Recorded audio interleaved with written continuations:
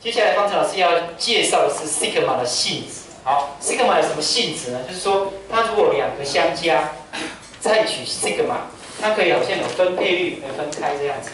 好，那就变成 sigma ak 加上 sigma bk。好 ，sigma ak 加 bk 可以变成 sigma ak 加上 sigma bk。好，为什么真的是这样呢？来证明一下。左边这个式子要怎么写？左边应该是 k 等于1带到这里。加上 k 等于2带到这里，一直加到 k 等于 n 带到这里。k 等于1带到这里是 a1 加上 b1， 加上 k 等于2带到这里就是 a2 加 b2， 加到最后 k 等于 n 带进去 an 加 bn， 是不是应该这样？好，那这个 a 的显然我可以把 a 的放在一起 ，b 的放在一起，那就 a1 加到 an，b1 加到 bn， 那这个就可以写成 sigma k 等于1到 n ak， 因为你的 k 等于1带进去就是 a1， 加 k 等于2带进去就是 a2， 加 k 等于 n 带进去就是 an， 所以这个就是它。那同样这边就是 sigma k 等于1到 bk， 所以它就变成这个样子。这个样子就是右边啊，所以它就等于右边，所以左边会等于右边，你就证明出来了，看看有没有问题。好，接着第二个性质是性质2，如果是这个样子的话，这个常数 c 可以提到前面去，好，可以提到 sigma 的前面，可以把它写到这边。为什么？我们也证明一下，就是说左边这个是什么意思 ？k 等于1带进去，加 k 等于2带进去，加到 k 等于 n 带进去。k 等于1带进去是 c 乘以 a1，k 等于2带进去 c 乘以 a2， 是加到最后一个 n 带进去 c 乘以 an。好，这是左边，这是左边。那大家都有 c， 可以把 c 提出来，公因数嘛。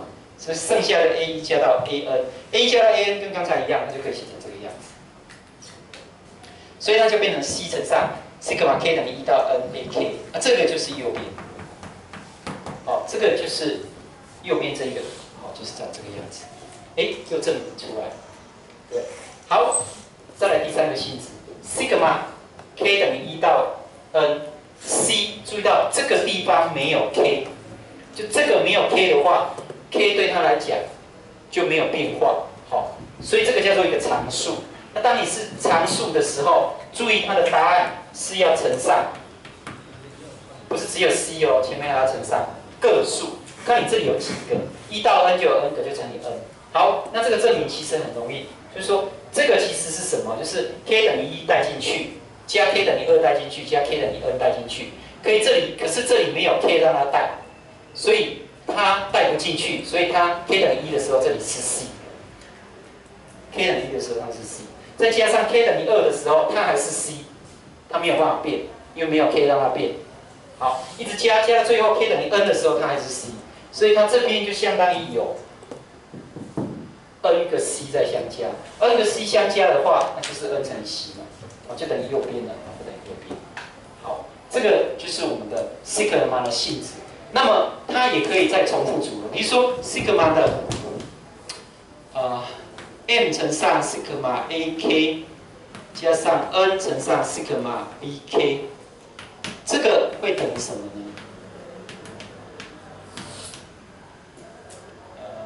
等一下，这里面不用，是 ak 是 bk。这意思是什么呢？就是 sigma k 等于1到 n， 那这里有一个常数乘上，这个是跟 k 有关的，加上 n 再乘上，这个是跟 k 有关的。那这个 m 跟 n 跟 k 没有关系，就好像刚才那个 c 一样，没有关系的。但是这个都跟 k 有关。那这个可以分配率，好，分配率那就变成 sigma m ak 加上 sigma n bk。可是这个常数又可以提到前面，这个常数也可以提到前面。所以它就会变成，这个就会变成 m 乘上 sigma ak 加上 n 乘上 sigma bk， 好，那这 k 也是一样，从1到 n， k 从1到 n。那其实如果这里 k 从2到 n， 那这里 k 从2到 n 也都会对啦，因为如果你这里是从2开始到 n， 那就是没有第一项，好，这边也是没有 a1啊。没有 a2， 那后面这里一样就变成改成2就好，就改成2就好。